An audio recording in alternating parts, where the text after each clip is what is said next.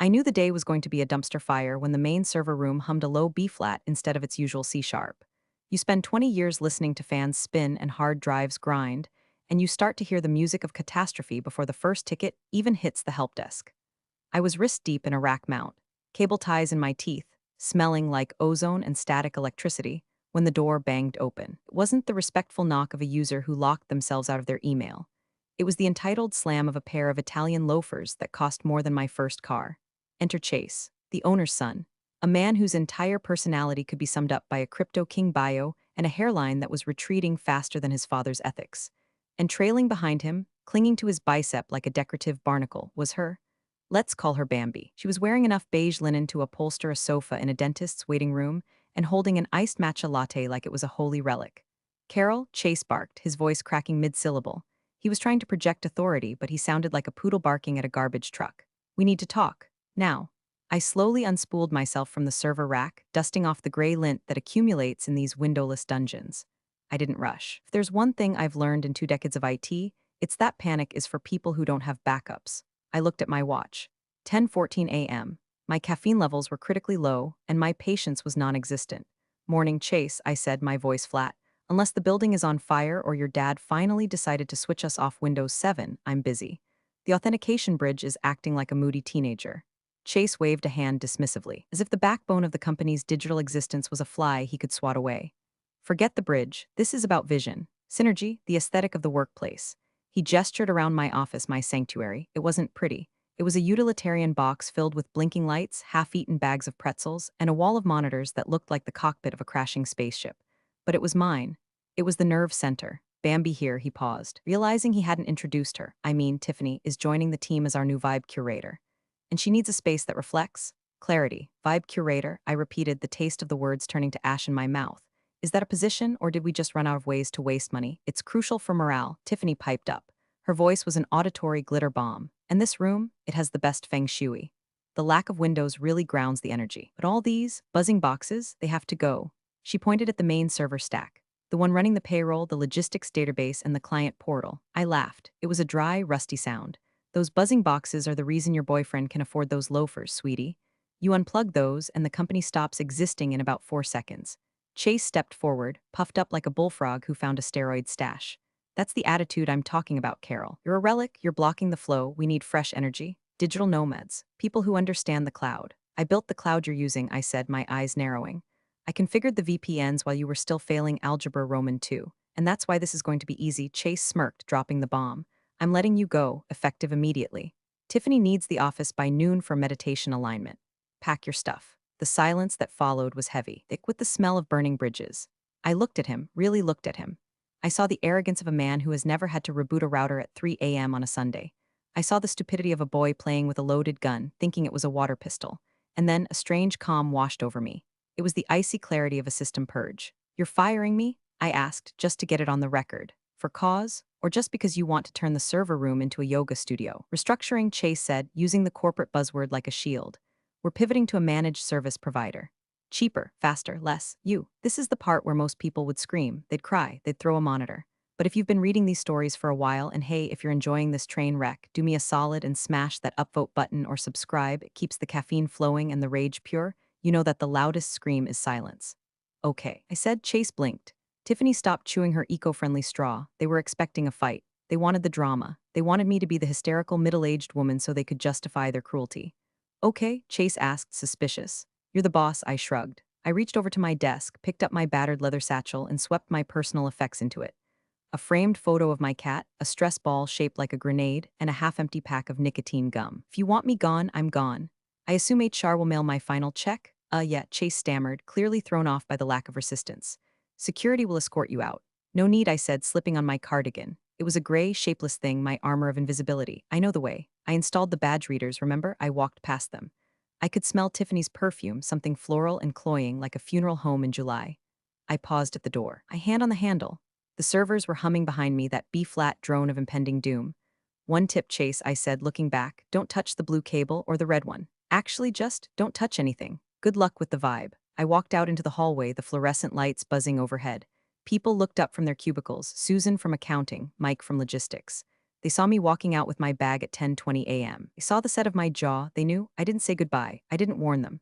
I just walked to the elevator, pressed the button, and waited. Chase thought he was cleaning house. He thought he was taking out the trash. He didn't realize he was pulling the pin on a grenade that I had been holding for 6 months. He wanted my office. He could have it. But he was about to find out that the office wasn't the room. The office was me, and I was leaving the building. The elevator dinged. I stepped in. The doors closed, sealing me off from the circus upstairs. I watched the numbers count down. 4, 3, 2, 1. Lobby, freedom, but not quite yet.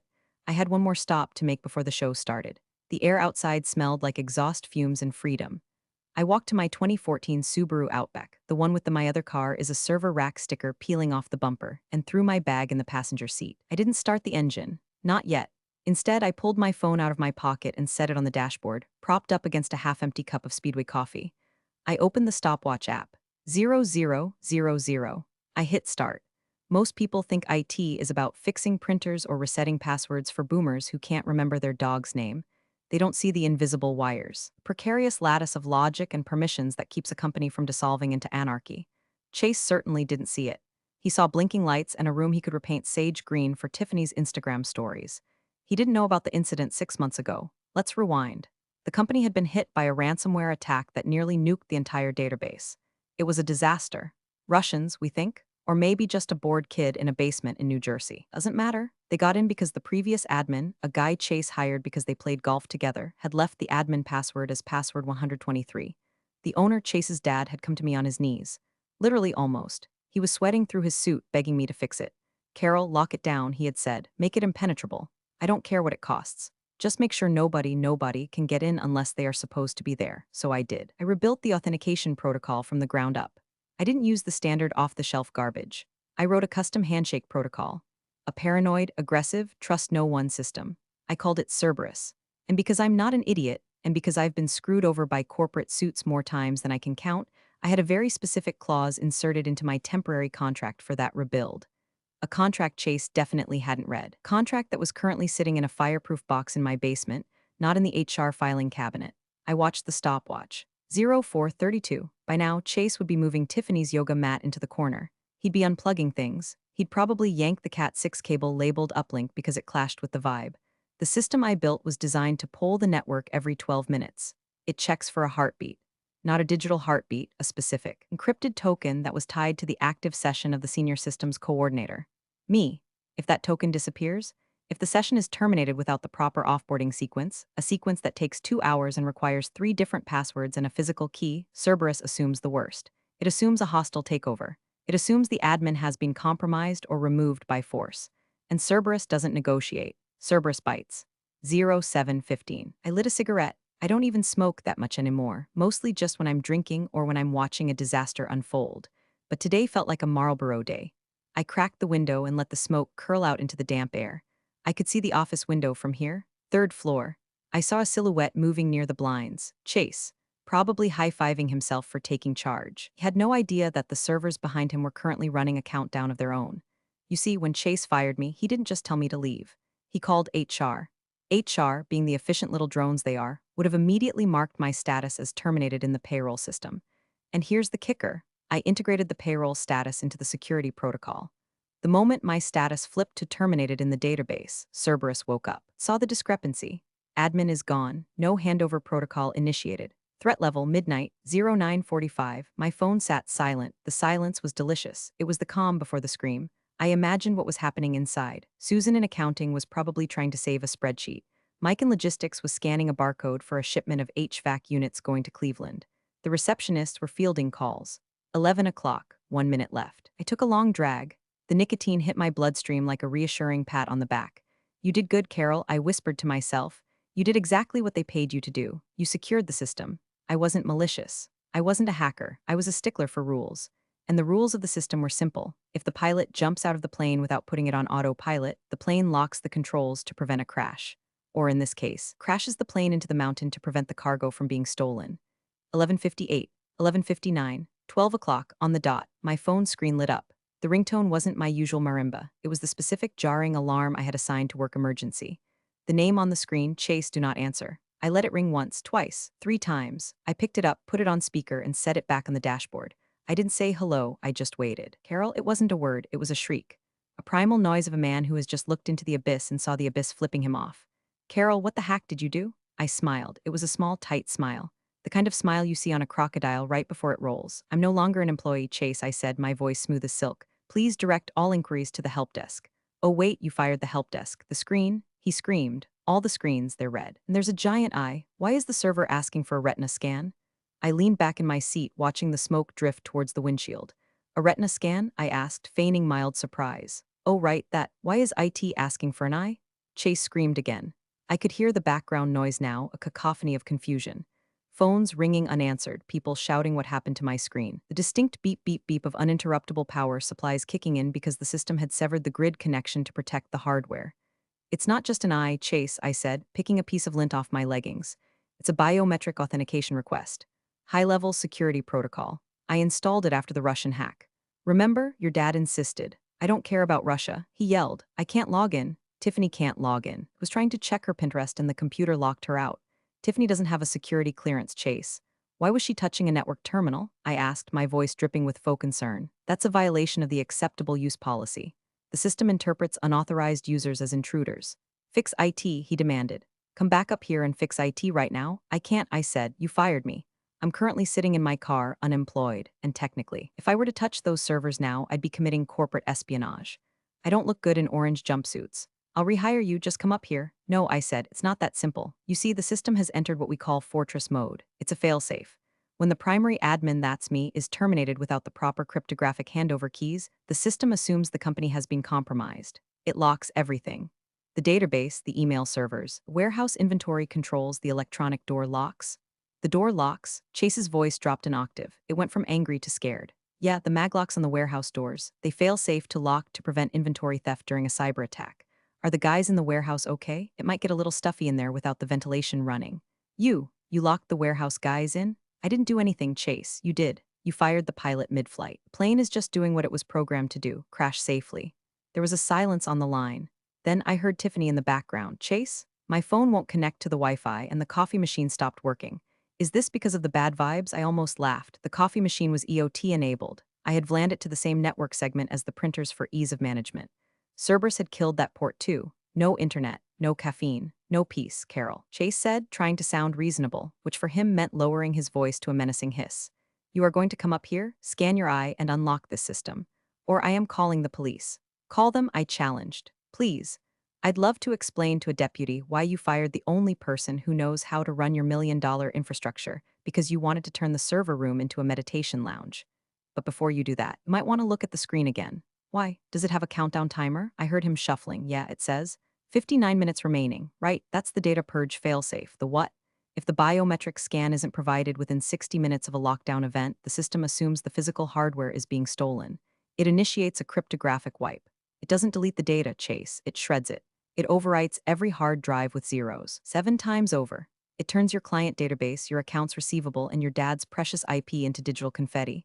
You're lying, he whispered. Am I? I took a drag of my cigarette. You know how paranoid your dad is. He told me if we go down with secrets kept. I just followed orders. How do I stop it? You can't. Not without the retina of the senior systems coordinator. That's you, not anymore, according to HR. I'm just a disgruntled former employee. My retina is no longer authorized, Unless what? Unless I'm reinstated. But not just reinstated, Chase. I need to be onboarded, and since the system is locked, you can't process a new hire in the HR portal. So we're screwed? You're screwed, I corrected him. I'm going to go to Applebee's. I have a craving for their spin dip. It's cheap, salty, and terrible for me. Just like this job. Wait, Chase screamed. Don't hang up, you have 58 minutes, Chase. I suggest you call your father, or maybe Tiffany can manifest a password with her crystals. I hung up. I stared at the phone. My heart was hammering in my chest, not from fear, but from the adrenaline of the gamble. The data purge was a bluff, mostly. It wouldn't wipe everything, just the local encryption keys. The backups were safe, I wasn't a monster. But restoring from backups would take weeks. Weeks where they couldn't ship a single unit or bill a single client. The chaos I had unleashed was beautiful. It was a symphony of silence, but I knew Chase. He wouldn't call his dad yet. He was too proud. He would try to fix it himself. He would try to hack it. And that was exactly what I was counting on.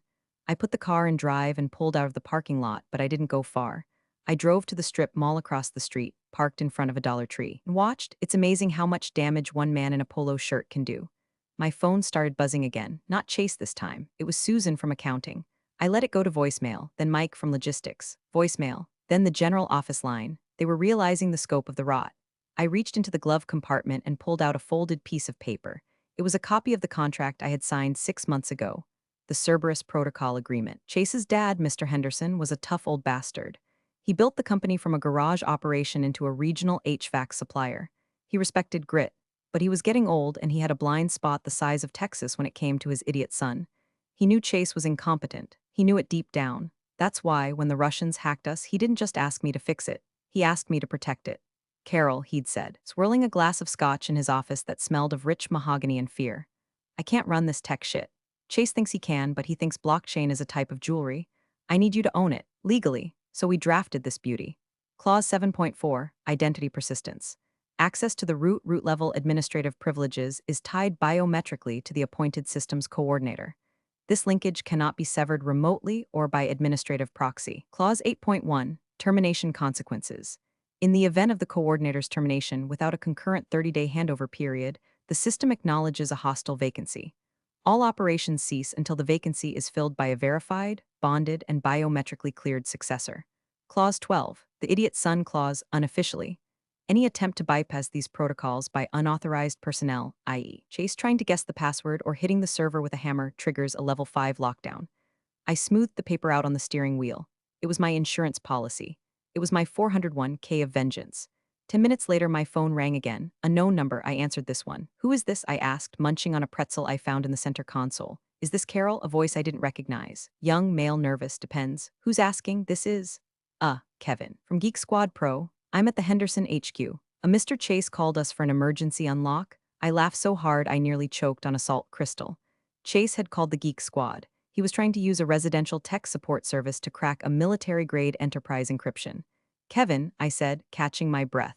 Run, excuse me. You're standing in front of a rack of Dell Power Edge servers running a custom Linux kernel with SC Linux in enforcing mode, aren't you? Yeah, it's asking for Retina scan. Kevin, listen to me closely. Do not touch the keyboard. Do not try to boot from a USB drive. If you trigger 3 failed authentication attempts, the Halon fire suppression system might just accidentally discharge. And Halon sucks the oxygen out of the room. You like breathing, Kevin. I do. Then pack up your little toolkit, tell Chase you don't have the clearance, and leave. Charge him for the service call, obviously, but get out. Okay, ma'am, thanks. Click. Chase was flailing. He was trying to bypass me. He thought tech was a commodity, something you could just buy at Best Buy. He didn't understand that context is everything. My phone pinged with a text from Chase. I know you're talking to them. Stop sabotaging me. I'm calling the lawyers. I texted back, read the contract your dad signed. Clause 8.1. Also, you have 38 minutes before the data purge. Tick-tock, I wasn't just being petty. I was teaching a lesson. In the HVAC world, if you don't maintain the furnace, the house burns down. In the IT world, if you don't respect the admin, the world stops turning. Chase had spent years treating me like the janitor. He treated the systems I built like magic boxes that just worked because he willed them to. He was about to learn that magic requires a magician, and he had just fired her. I started the car again. I needed to be somewhere specific for the next phase. I wasn't going to Applebee's. I was going to the one place I knew Chase wouldn't look, but where the real power resided. I was going to the golf course where Mr. Henderson played every Friday morning. Because while Chase was the boss, Mr. Henderson was the owner. And there's a big difference between the guy who signs the checks and the guy who built the bank. I pulled into the gravel lot of the Rolling Hills Country Club. It was a place that smelled of old money and fertilizer. I wasn't a member. My salary bracket was more municipal pool than private fairway, but I knew the bartender, a cynical guy named Rick who made a decent whiskey sour. I sat at the bar, keeping an eye on the 18th hole through the panoramic window. Mr. Henderson usually finished his round by 12:30. My phone was now vibrating constantly. It was vibrating so much it was slowly walking across the polished mahogany bar top. New voicemail, Mike from logistics. Carol, seriously, what is happening? The gate won't open. I have 3 semi-trucks full of copper piping idling on the highway. The drivers are pissed. The union rep is here. Chase is screaming at a keypad. Call me back. New voicemail, Susan from payroll. Carol? The direct deposit batch. It didn't go out. It says authorization revoked. If the guys don't get paid tomorrow, they're going to riot. Chase told me to write paper checks, but the printers are locked. Please, Carol. I sipped my drink. It was cold, sour, and perfect. The unraveling was happening faster than even I anticipated, you see. Modern business isn't just people in rooms. It's a nervous system. The inventory system talks to the shipping system. The shipping system talks to the invoicing system. The invoicing system talks to the bank. Chase had severed the brain stem. The body was thrashing. I unlocked my phone and checked the remote status of the network, not via the admin tools. I was locked out too, but via a public-facing status page I had set up for clients. Henderson HVAC systems, service unavailable. Error 503, administrator missing. It was public. The clients could see it, the vendors could see it. Chase called again. Carol, he was weeping now, actual tears. The trucks are blocking the highway. The police are there. They're fining us for obstructing traffic. That sounds expensive, I said, swirling the ice in my glass. Just tell me the password. I'll type it in. I'll do anything. There is no password, Chase. How many times do I have to explain binary logic to you? It's a biometric lock. It needs my eye, in front of the scanner, physically. Then come here, I'll pay you. I'll pay you double for the day. Double for the day? I laughed. Chase, you fired me. You severed my contract. If I come back, I'm not coming back as an employee. I'm coming back as an external crisis consultant.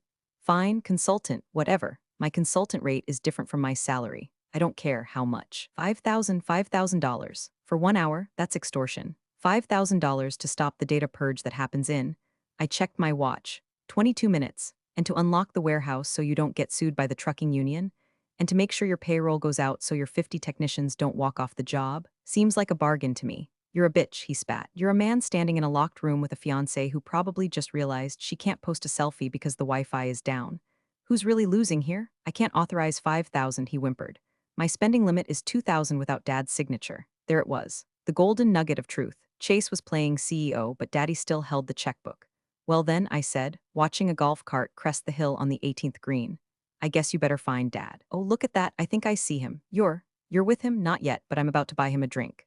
I wonder how he'll feel when I tell him his fresh energy son just cost the company 100 grand in fines and lost productivity in under 2 hours. Carol, don't, please. He'll kill me. He won't kill you, Chase, but he might take away your office. And Tiffany's yoga mat. I hung up. Mr. Henderson walked into the clubhouse. He looked sunburnt and tired. Was wearing plaid pants that should have been illegal, but he wore them with the confidence of a man who owned the town. He spotted me at the bar. He frowned, confused. Carol, what the hell are you doing here? Shouldn't you be at the office? It's Friday, payroll day. I turned on my stool and gave him my best, tired smile. Hey, Bob, funny story. I actually have a lot of free time now. Can I buy you a scotch? We need to discuss a consulting agreement. His eyes narrowed. He looked at his phone, which he had presumably left in his locker during the game. He saw the missed calls. He saw the texts. He looked back at me. The realization dawned on him. The color drained from his face, leaving only the sunburn. What did that idiot do? Bob whispered. He tried to delete the sysadmin, I said, and the system fought back. Bob Henderson didn't scream. He didn't throw his clubs. He just sat down on the bar stool next to me, heavy and old, like a sack of wet concrete. He signaled Rick for a double Glenfiddich, neat. Start from the beginning, he said, and don't give me the tech speak. Give me the how much is this going to cost me version. I laid it out. Chase wanted my office for Tiffany. He fired me at 10:15. He didn't initiate the offboarding protocol. He just told me to leave. The Cerberus system detected a hostile removal of the primary admin. It locked down everything: warehouse, servers, payroll, HVAC controls. Bob closed his eyes and pinched the bridge of his nose. And the Retina scan? The only way to unlock it is with the biometrics of the last authorized admin. That's me, or we wait for the system to purge the local keys in.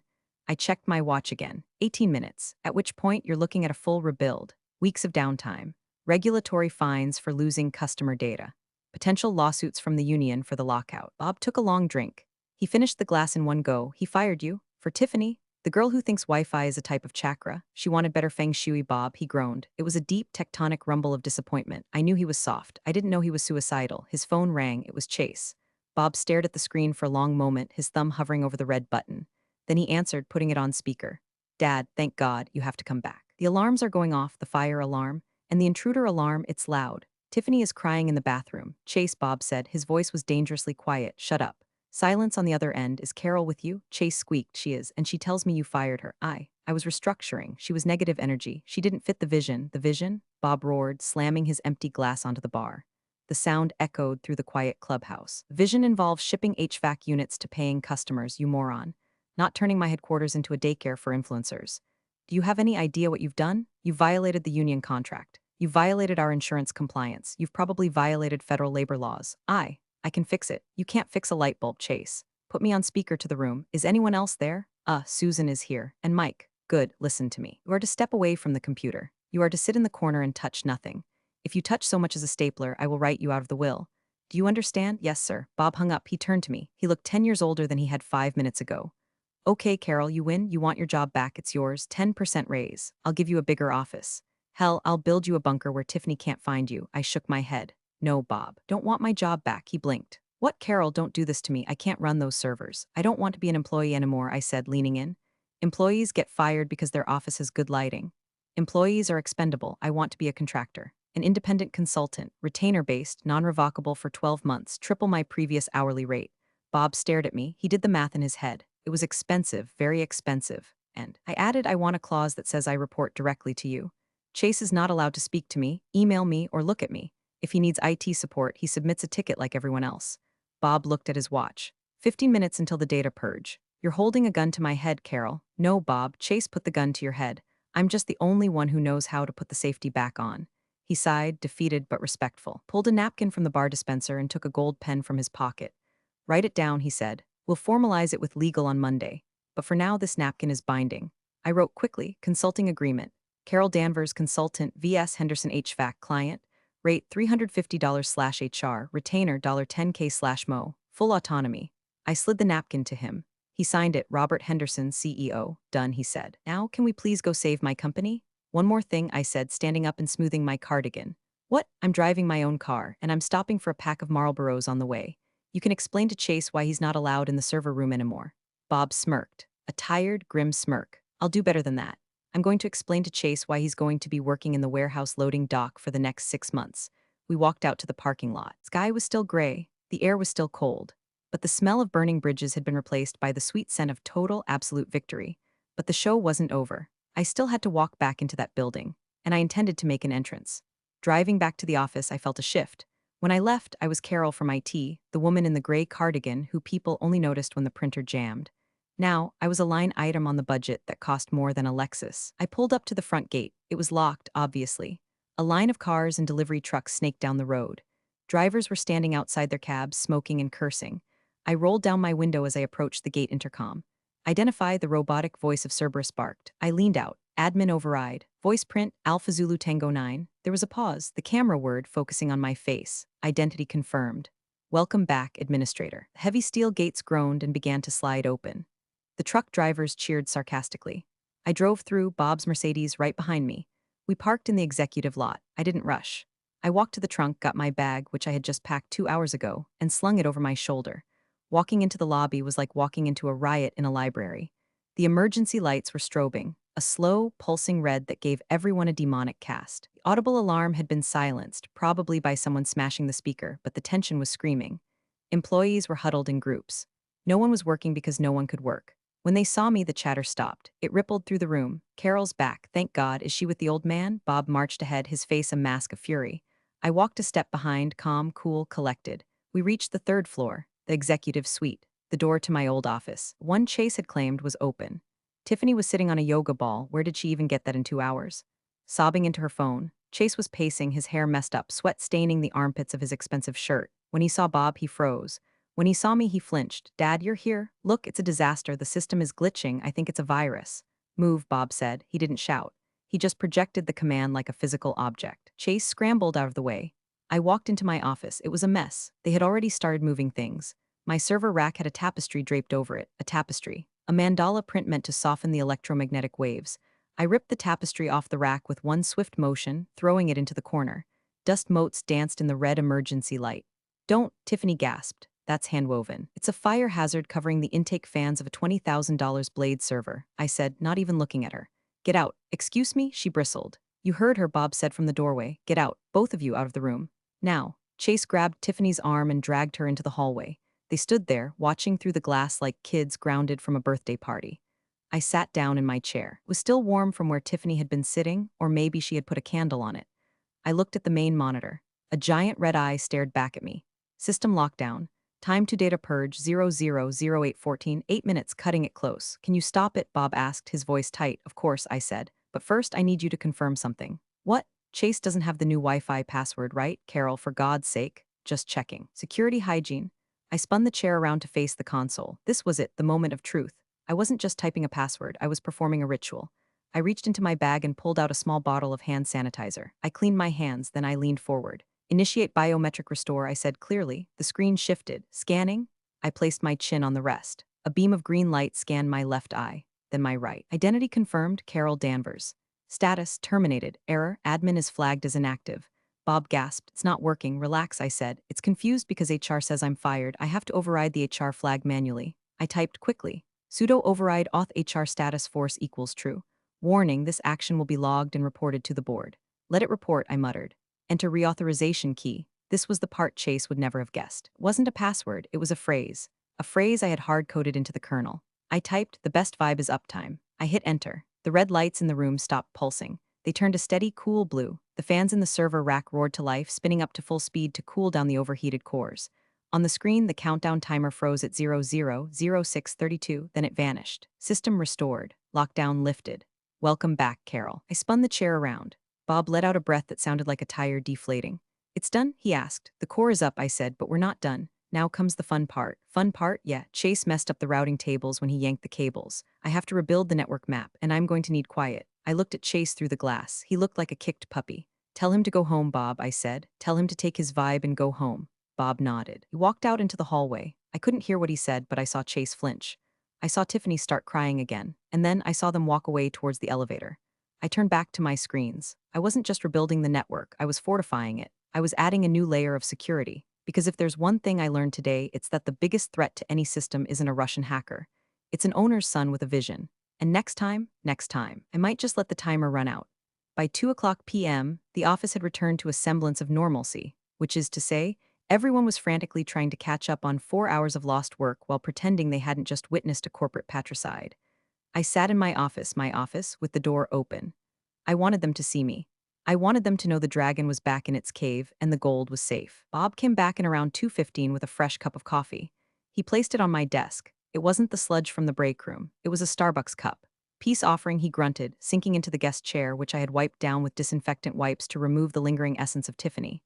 Thanks, I said, taking a sip. So where's the boy, wonder? Sent him home, Bob said, staring at the floor. He's on administrative leave. Indefinitely. Tiffany broke up with him in the parking lot, by the way. Said his aura was too chaotic for her brand. I snorted, you can't make this shit up. Carol, Bob looked at me seriously. We need to talk about the future.